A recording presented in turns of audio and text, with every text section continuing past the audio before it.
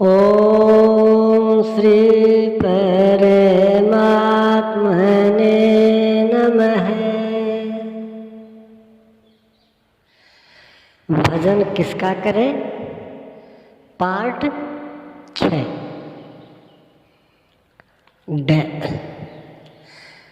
रामचरितमानस में सरस्वती का प्रयोग 3 अवसरों पर दिखाया गया है। एक तो इसी मंथरा प्रसंग में, दूसरा अवसर तब आया जब देवताओं ने भरत की बुद्धि विकृत करने की प्रार्थना की, जिससे देवताओं का परिवार सुखी रहे। किंतु सरस्वती बिगड़ गई कि 1000 नेत्र रखकर भी तुझे सुमेरु पर्वत नहीं दिखता। कौन सा सुमेरु था भरत के भीतर? भरत हृदय सिय राम निवासु, तह कीर्ति मिर जह तरनी प्रकाशु। भला वहां भी कहीं अंधकार जाता है जहां सूर्य का भली भांति प्रकाश है? तो भरत में कौन सा प्रकाश है? भरत के हृदय में राम और सीता का निवास अर्थात प्रकाश है। वहां मेरी कपट और चतुराई नहीं चलेगी। कौन है अंधकार? देवता। प्रकाश क्या है? एक परमात्मा। इस स्थल से दूसरी बात यह भी स्पष्ट होती है कि जिसके हृदय में भगवान का निवास है, देवता उसका कुछ बिगाड़ नहीं सकते हैं। अतः मन क्रम वचन से आप एक परमात्मा के प्रति समर्पित हो जाएं। यदि आप उन्हें हृदय से देखेंगे तो हृदय के स्वामी भी आपको देखेंगे, आपकी रक्षा की जिम्मेदारी अपने हाथ में ले लेंगे।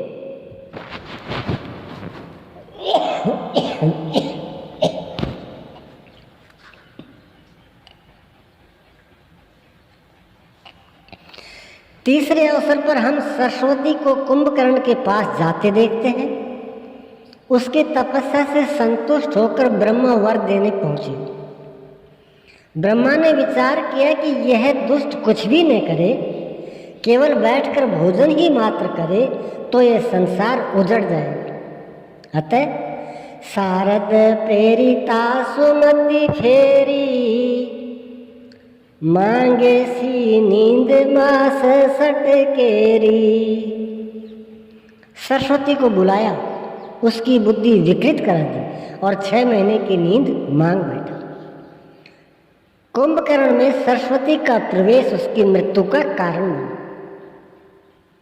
देवताओं की पूजा से कौन सा कल्याण और किसका हो गया?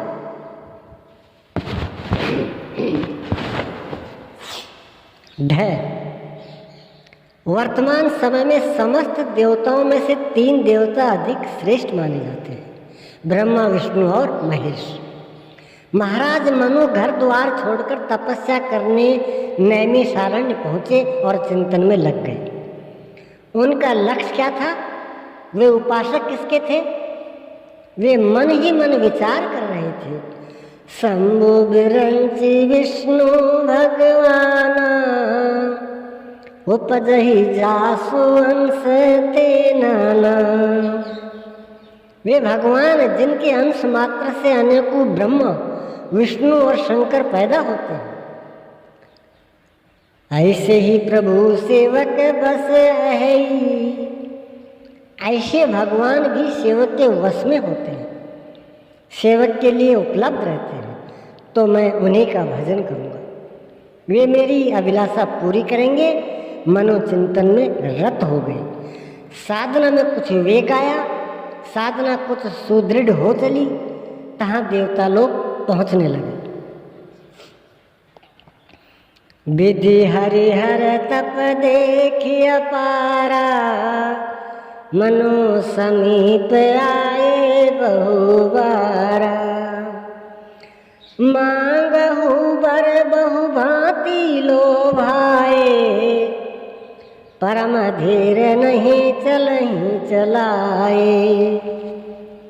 ब्रह्मा, विष्णु और महेश सभी लोग पहुँचे। मनु को पहले से ज्ञात नहीं होता तो वे भटक जाते। वह जानते थे कि ऐसे अनेकों ब्रह्मा, विष्णु और शंकर उन भगवान के अंश मात्र हैं, इसलिए मनु ने उनकी ओर ध्यान ही नहीं दिया। यह भी नहीं कहा कि देव हमारा अहोभाग्य कि आपने दर्शन दिया, किंतु ये देवता भी इतने नेकर घट थे कि स्वाभिमान खोकर मनु के समीप बार बार पहुंचते रहे। लगता है विघ्न डालना ही उनका उद्देश्य था। वे मनु का कल्याण करने नहीं गए थे, कुछ दे नहीं रहे थे, प्रलोभन दे रहे थे। बहुभांति लोभाई। लोभ भी मोह की एक प्रबल धारा ही है। काम क्रोध लोभादि मद प्रबल मोह के धारी। लोभ भी मोह की ही सेना है, इसलिए मनु ने उधर ध्यान नहीं दिया, चिंतन में लगे ही रह गए।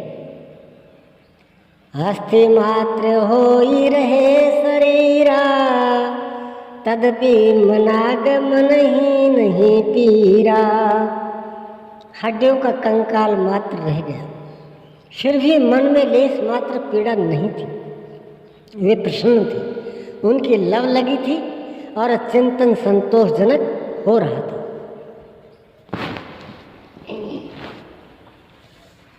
भगवान ने देखा कि यह मन कर्म वचन से मेरे आश्रित है, इसका मन सिमट चुका है। कहाँ उन्होंने आकाशवाणी दिया कि वर मांगो। वर मांगने को कहा तो मनु ने मांगा। जो स्वरूप बस शिव मन माही, जेहि कारण मुनि जतन कराही। जो भुषुंडी मन मानस हंसा, सगुन अगुण जहि निगम प्रशंसा। देखहि हम स्वरूप भरी लोचन, कृपा करहु प्रणतारति मोचन। मनु शंकर जी के दर्शन से संतुष्ट नहीं थे। वे बार बार आए भी, परंतु उनसे कुछ नहीं मांगा। यद्यपि भगवान शिव जी तत्व में स्थित तत्व स्वरूप महापुरुष थे, पूर्ण प्राप्ति वाले थे, किंतु केवल उनका दर्शन करके रह जाना, राह न चलना ठीक नहीं है। शंकर जी के हृदय में जो अनुभूति है उसे स्वयं चलकर प्राप्त करना मनु का लक्ष्य था। मनु जानते थे कि आचरण करके ही पाने का विधान है। किसी पहलवान को हाथ जोड़ने मात्र से पहलवान नहीं बन सकते। चिकित्सक के दर्शन मात्र से रोग निवृत्ति नहीं होगी। महात्मा बुद्ध भी अपने शिष्य से कहा करते थे कि मैंने जो उपदेश दिया है, यदि आप उस पर चलते हो तो दूर रहकर भी मेरे समीप ही हो, और यदि आचरण में नहीं ढालते तो मेरे समीप रहने से, दर्शन करने से भी कोई लाभ नहीं। पास रहकर भी बहुत दूर रहोगे, इसलिए आचरण करें। मनु जानते थे कि भगवान शंकर सही है, फिर भी उनसे कुछ नहीं मांगा। लेकिन जब भगवान ने आकाशवाणी दिया तो वही मांगा जो शंकर के हृदय में था। जेहि कारण मुनि जतन कराही, जिसके लिए मुनि लोग यत्न करते हैं।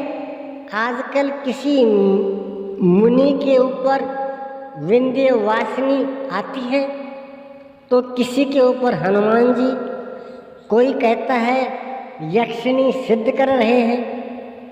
ये सभी मुनि नहीं है।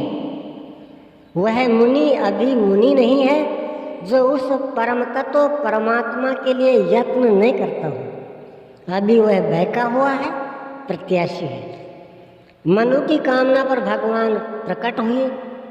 विश्ववास प्रगटे भगवान। कौन से भगवान? हरि व्यापक सर्वत्र समान। जैसा शिव ने कहा था, जही जाने जग जाई हेराई। मनु ने देखा जहाँ विश्व था सर्वत्र भगवान का वास दिखाई पड़ा। जहाँ भी दृष्टि पड़ी, पत्थर, पानी में, सब में उस प्रभु का स्वरूप छा गया। श्योम भी खो गए, विश्व भी खो गया, मनु का जीव संस्कार भी खो गया। जहाँ पहले विश्व दिखाई पड़ता था, भगवान सर्वत्र दिखाई पड़ने लगे। ओम ईशावास्यमिदं सर्वं यत्किंच जगत्याम जगत।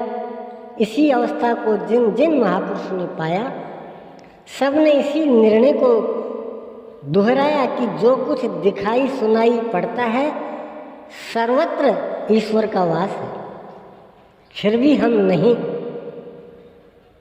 दिखता। कारण क्या है? जही जाने जग जाई हेराई, जागे यथा स्वप्न भ्रम जाई। अस प्रभु हृदय अक्षत अविकारी।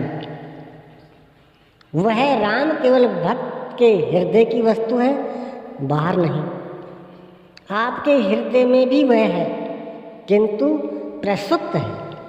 उसे जानने के लिए एक परमात्मा में श्रद्धा, उस परमात्मा को आपके हृदय से जागृत करा देने वाले महापुरुष का सानिध्य अपेक्षित है। बाहर न कोई देवी है न देवता।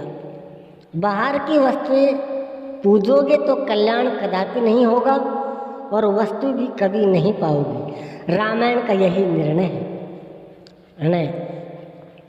करोड़ों करोड़ों देवी देवता उस परम तत्व परमात्मा के अंश मात्र हैं। कागभूषुंडी जी कहते हैं, राम काम सत कोटि सुभगतन, दुर्गा कोटि अमित अरे मर्दन। भगवान अरबों कामदेवों के समान सुंदर हैं, करोड़ों करोड़ों दुर्गा के तुल्य शत्रु का नाश करने में सक्षम है।